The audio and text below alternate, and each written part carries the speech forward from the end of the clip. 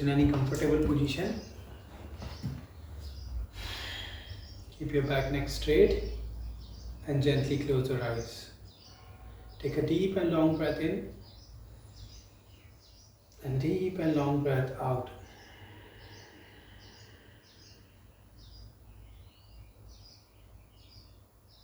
Prepare yourself for today's class. Prepare your body, your mind and your breath.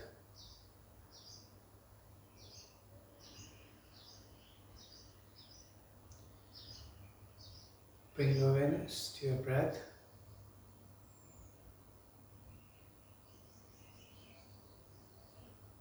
And prepare your breath for the upcoming pranayama that we're going to do today. Set up intention if you have any intention that you want to set up for today's practice. Now join your both palms together in front of your heart center. We will begin our class by chanting 3 times Om. Take a deep inhale.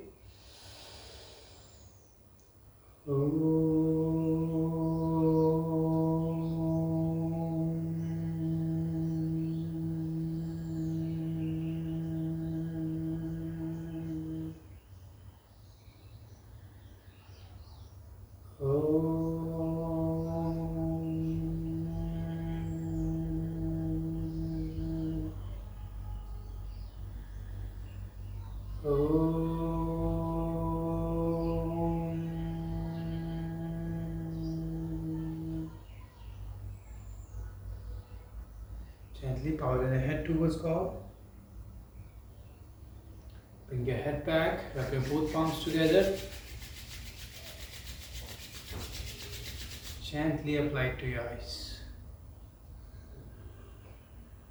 While blinking, looking at your palm, open your eyes. Om Shanti.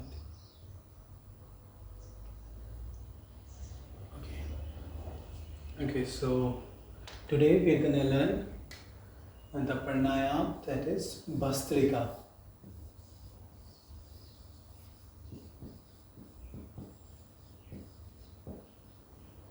It is also known as yogic breath of fire. Okay, so today we're going to learn this pranayama. First we're going to talk about the technique of this pranayama, that how we're going to do this Bhastrika pranayama. So yesterday we have learned the pranayama Kapalbhati. We have seen in Kapalbhati that we inhale passively in that and exhale actively. Bhastrika will inhale also active inhalation and exhale also active.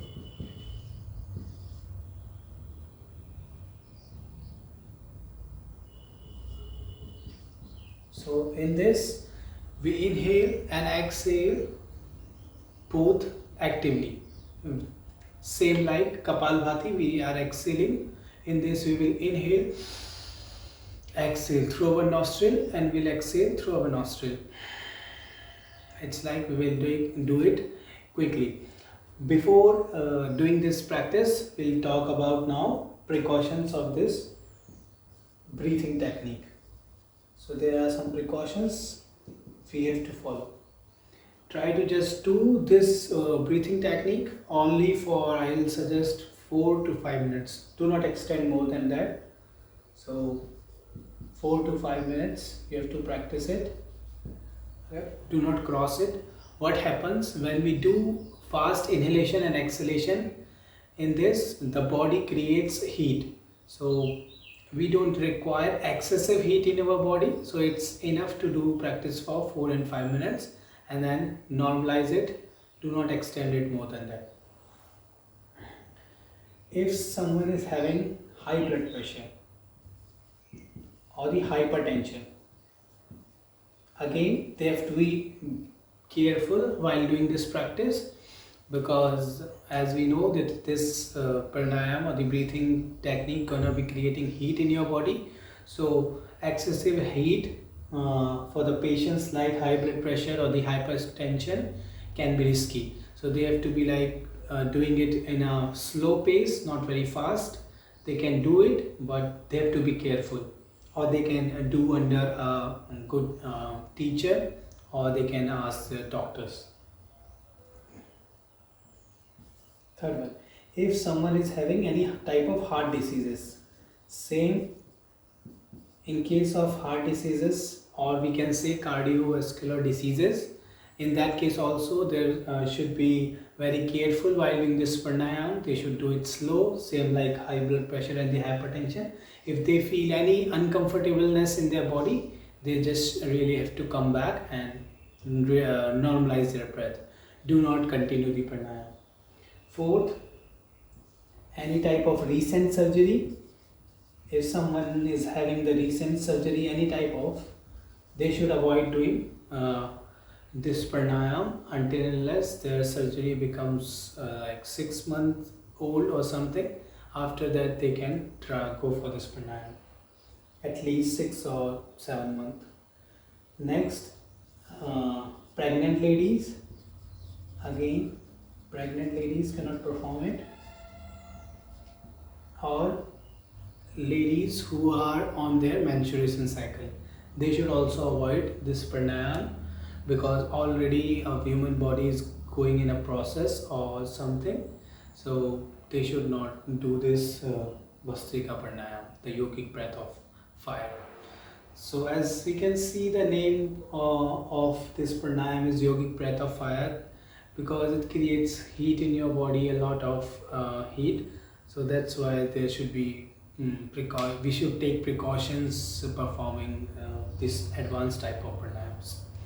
Okay, so now we'll perform this Bhastrika. Then we'll talk about the benefits of it. First we'll see what is happening when we are doing this Bhastrika pranayama. You can sit into any comfortable position. You can sit into simple cross leg, or you can perform Siddhasana or Siddhyani or lotus pose as well. So you can perform it like this. Okay, keep your back neck straight. It's very important to keep your spine straight in one line. Otherwise you will not feel that openness in your chest. If you will roll your shoulder like this, or you're gonna make a hump on your back, it is not good. So always roll your shoulders out, open your head, let your lungs get that space to spread nicely, and you can inhale smoothly. Close your eyes, but if you want to see, just look at me how you have to do it. So you have to take an inhale, exhale,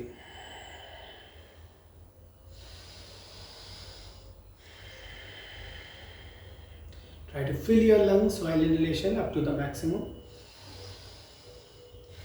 So this is a beginner level, that's why we are doing it very slowly.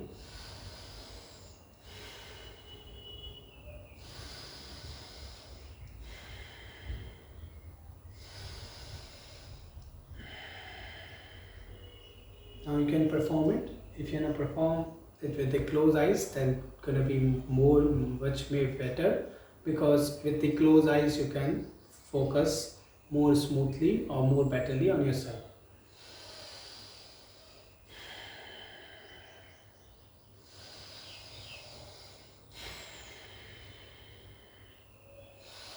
Do it 5 times. In 5 times only you will feel that heat that is created in your body.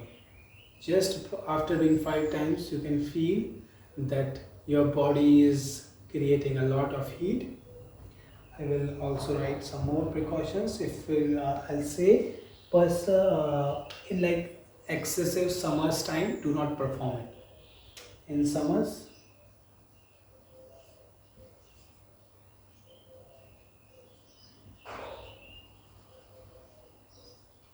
do not perform it. At the time of fever, again, if someone is suffering from fever, avoid doing this. Epilepsy,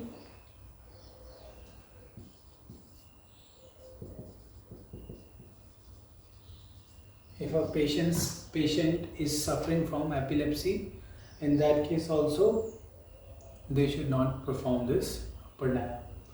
So we have done the basic technique of this pranayama, Bhastrika pranayama.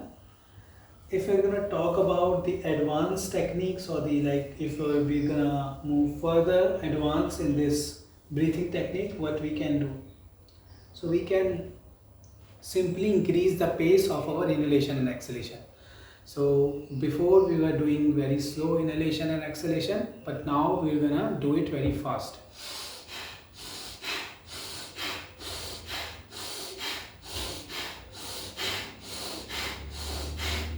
So you can do it like this in a pace, in the increased pace.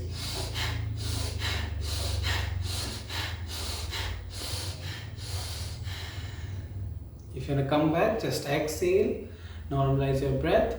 In one go, you can in one time you can do it for 5 to 10 times. At a beginner level, I will say be careful, 5 to 10 times is enough. When you feel comfortable that it's easy for me to do 5 to 10 times, so you can go more further, 10, 15 times or 20 times in one go, in one breath. Remember, when you come back, exhale a long exhalation and then slowly normalize your breath. So you can do it like this. If we're gonna say we can do this pranayama with the movement of our hands. So we can use our hands also for performing this pranayama. How we use hands? We can keep our hands in line, in like this. Okay, make a fist. So while inhale, stretch your arms over your head, open your fingers, spread it out. As you exhale, jerk yourself forcefully, and I release the air out forcefully. Inhale,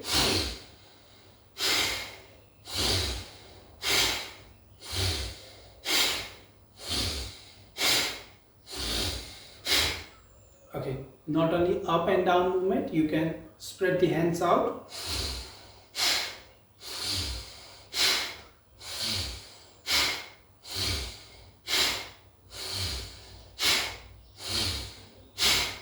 So you can feel the heat not only sidewise but front also.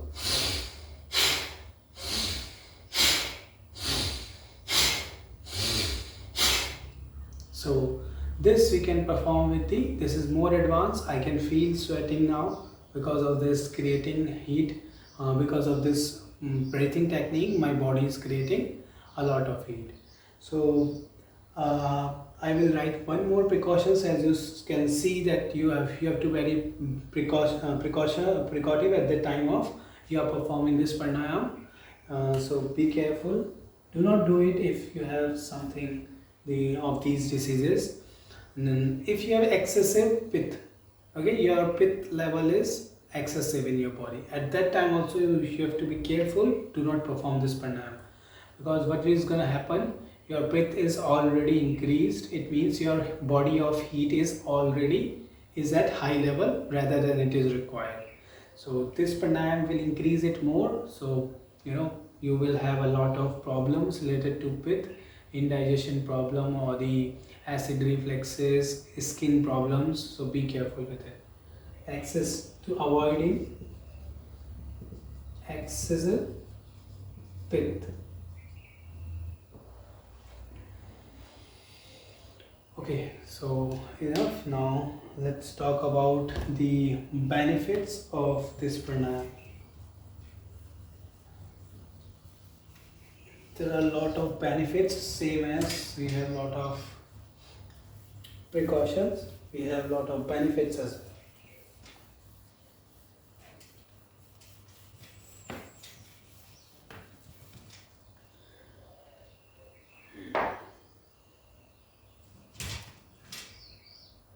Okay. So we'll talk about the benefits of this pranayama. So as we can see, it is creating heat in our body. So in winters, when our body temperature is low or the atmosphere temperature is low, at that time it is very good to perform this Bhastrika pranayama. Winters.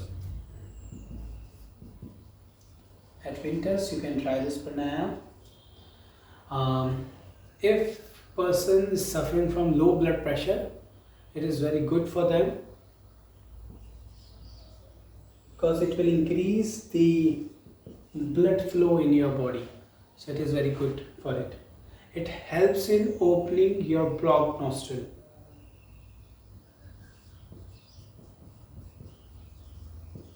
So for blocked nostrils, it is very good.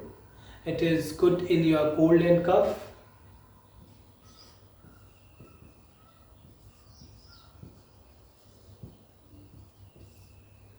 It is good for if your body's vata is increases, as we know when our kapha. If when our body's kapha increase, so what happens? Our body temperature goes down, and we suffer from the problems like cold and cough, excessive mucus in our body, or we can say we can suffer from sinusitis if these problems stays continue. So at that time we can perform it. So it helps in balancing your kapha, excessive kapha balance. So as I told you, cold and cough, if your body is making excessive mucus, at that time also it is good to perform. This will reduce the mucus production in your body. So we have written. It also helps in removing the toxins from your body, as we are exchanging the gases very rapidly while doing inhalation and exhalation. We are exchanging the gases, so the toxins will remove definitely from your body. So it removes toxins.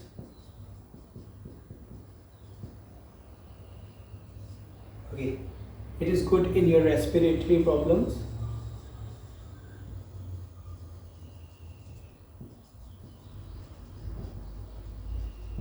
Respiratory problems like asthma, bronchitis, in that case you can perform this pranayama. It will definitely gonna help you in overcoming your diseases, respiratory diseases. One more thing, as we can see that we are inhaling, exhaling very fast, so it helps in expanding your lung region. So it helps in the expansion of your lungs.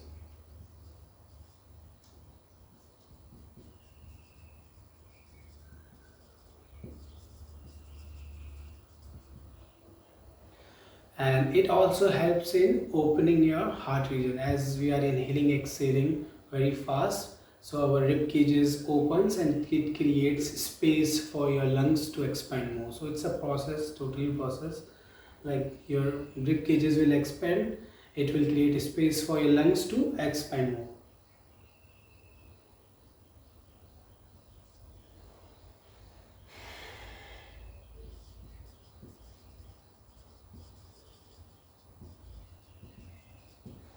Okay.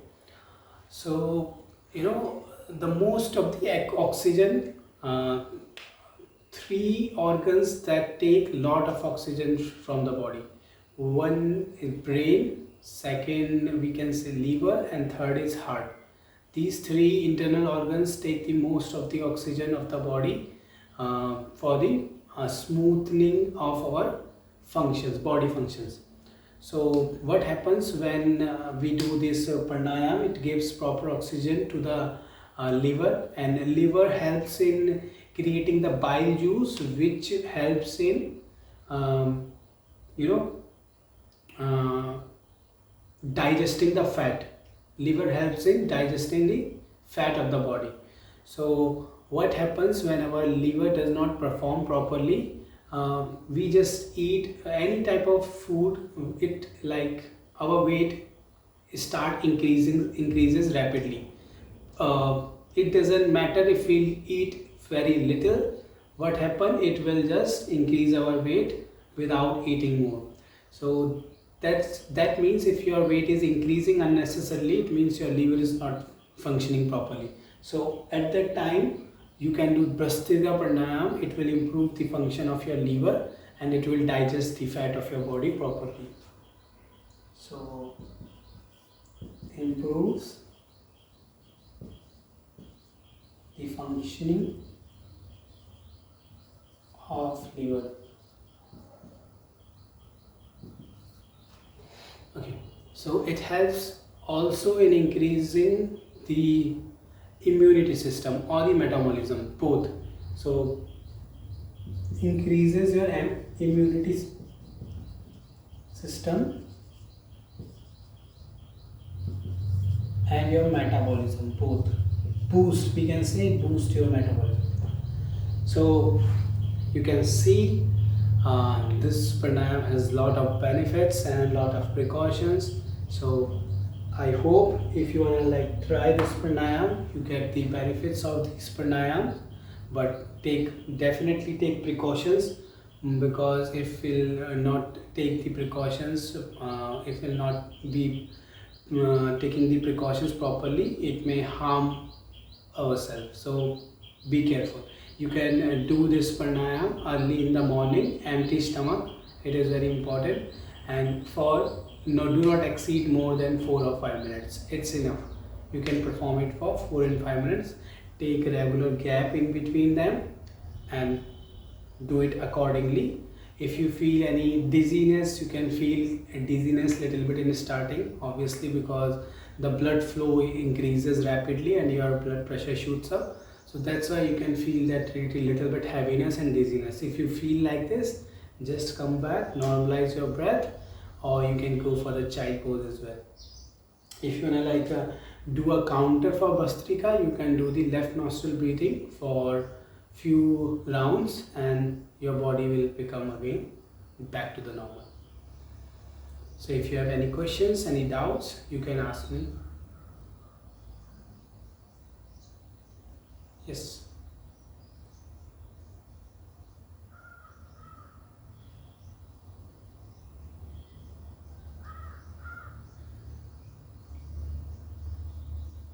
Yeah.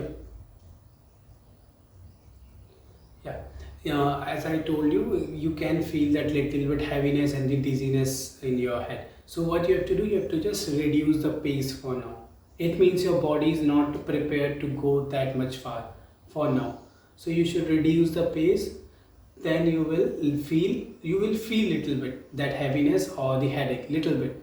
But then you have to suddenly make your body comfortable by doing the regular and slow practice of it, until unless you reach up to that point where you can extend your practice further. Do not go for the like advanced thing. Be at the basics.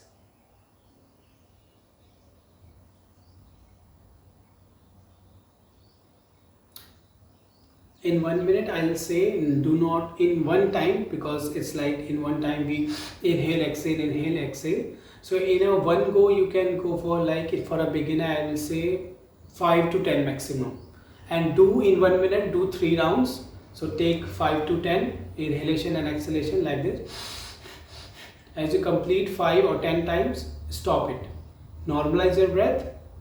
If you feel like now my breath has become normal, go for the second round. Again, do for 5 to 10 counts, inhale and exhalation. Again, normalize your breath and hold there. Let your breath become normal and go for the third round. So it's a round you can do for 30, or if you go for the 5, you can go for the 15 or 30 in 1 minute. Inhalation and exhalation, but it should be like you should take break in between 15-30, not in one go. For a beginner, it should be less, 15-30 in like 3 rounds you are doing this.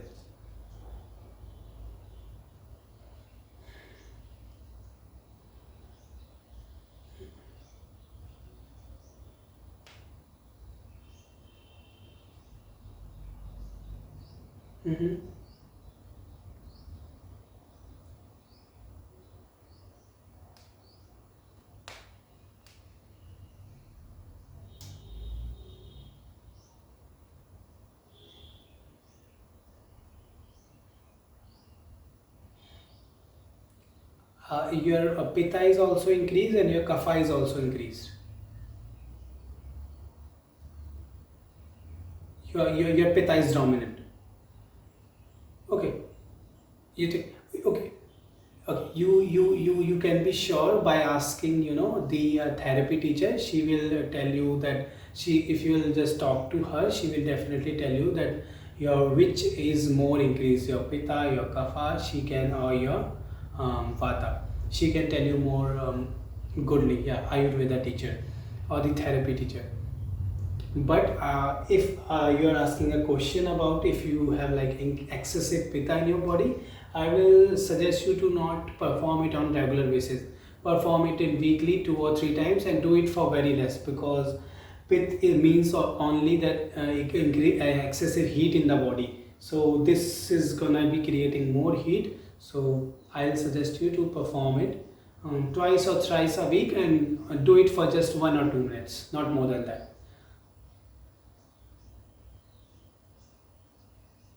Yeah. Yeah, she will tell you much better. Okay, okay. So let's finish our class. Sit in any comfortable position and gently close your eyes. Take a deep breath in and deep breath out. Now we will chant one time Om followed by three Shanti. Take a deep breath in.